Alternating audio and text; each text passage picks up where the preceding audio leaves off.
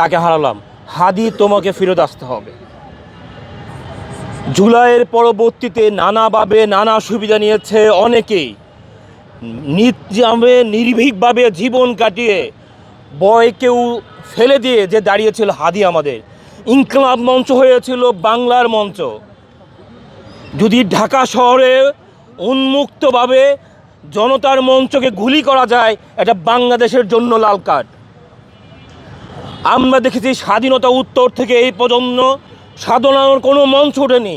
হাদি ভাইয়ের মৃত্যুর পর আমরা কষ্ট পেয়েছি। রাজনৈতিক দলগুলো যে আচরণ করা ছিল, যে মঞ্চগুলো ছিল, তারা সবাই পরস্পর প্রতি বিবৃতি দিয়েছে। সরকারের কাছে প্রশ্ন, বারবার পাশে প্রশ্ন তুলছি, আমাদের এত ইন্টালেকচুয়ালগুলো কোথায়? আপনি আমার এতগুলো ডিপার্টমেন্ট কি করছে? একটার পর একটা যে নাটক দিয়েছে, আমরা সবাই কষ্টবিদ্ধ পাচ্ছি। ইনকলাবের মঞ্চের প্রত্যেকটা কাজের সাথে আমরা সাথে আছি। হাদি ভাইকে বলছি তুমি ফিরে এসো, প্রত্যাশা করছি। পুরো বাংলাদেশ তাকিয়ে আছে। নজরুলের একটা লাইক খুব ভালো লাগছে, মহাকাব্য তোমরা লিখিও যাহারা আছো সুখে। সে ইট দালানের ভিত্তির মতো অনেক বছর পর নজরুলের পর ইকবাল ইনকলাব মঞ্চ দিয়ে হাদি ভাই উঠে আসছিল। কার স্বার্থ এসেছিল? ৭১-এর ভিত্তি কি? আমাদের জনগণের ভোটের অধিকার। আবার যখন ভোটাধিকার আসছে, এটা আবার কষ্ট দিতে দিল কাদের স্বার্থ? বাংলাদেশের এই ১৮ কোটি জনগণকে বারবার যারা প্রশ্নবিদ্ধ করতে যাচ্ছে, আবারও প্রত্যেকবারই বলছে জনগণের কথা। আসল কি হচ্ছে? এই সাধারণ ছাত্র অধিকার নিশ্চিত কোথায়? বেকার সমস্যা নিয়ে কথা হয় নাই।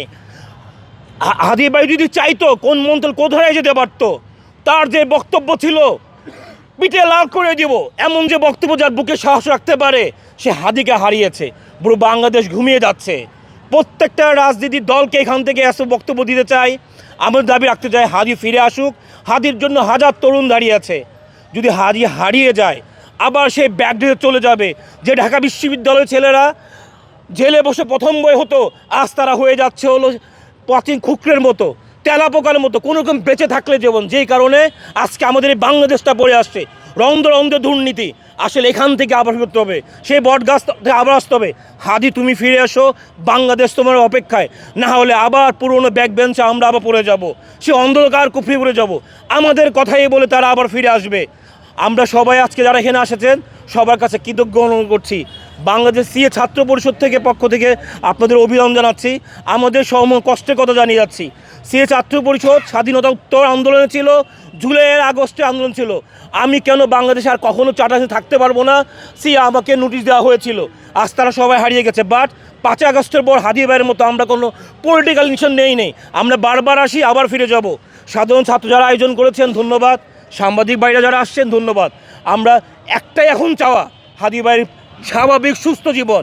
উনি যদি ফিরে আসেন, কথা বলতে না বলেন তাদের মতো, ওনার জীবিত চেয়েও মৃত ব্যক্তিকে ব্যবহার করা যাবে, ওনার অসুস্থ ব্যক্তিকে ব্যবহার করেন। জীবিত হাবিদিকে ১ ইঞ্চু লড়ানো যাবে না। বাংলাদেশের জন্য স্বাভাবিক সুস্থ হাবিবিকে চাই। এই প্রত্যাশায় সুস্থ হাবি ফিরে আসুক। না হলে ভারতীয় থেকে শুরু করে যারা আমাদের এই বাংলাদেশকে তাদের পবিত্র রেখেছে, তাদের সবার এজেন্ডা বাস্তব হবে। এমন একটা কেট খেলা হয়েছে, এমন একটা কার্ড খেলা হয়েছে, এক কার্ডে যে বলবো 16টা পদে তারা জিতেছে। প্রতিটা পলিটিক্যালকে মাইট দেওয়া গেছে, আমাদের জাতীয় ইলেকশনকে মাইট দেওয়া গেছে, সাধারণ ছাত্রর যে বয়স সেটাকে মাইট দিয়েছে। এটাতে একটা মেসেজ যাবে, তুমি যদি সাধারণ ছাত্র হও তোমার কোনো জায়গা থাকবে না, আবার ব্যাক বেঞ্চারের জায়গায় চলে যাবে। হাদি তুমি ফিরে এসো, একটাই চাওয়া এই মুহূর্তে, হাদি ফিরে এসো। আর এই দেশে যদি কোনো গভর্নমেন্ট থেকে থাকে আর যদি ইন্টালেকচুয়াল থাকে, তাহলে বুঝতে পারবো আগামী 24 ঘন্টার ভিতরে কারা হত্যা করেছে, কেন করেছে।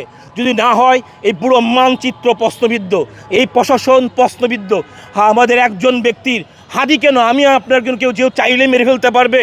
হাদির মনে এই কথাটাই সত্য হয়েছে। নজরুল চেয়েছিল মৃত্যুটা যেন আমার স্বাভাবিক না হয়, মৃত্যুর আগে শত্রুকের জন্য একটা ঘুষি দিয়ে মরতে পারে।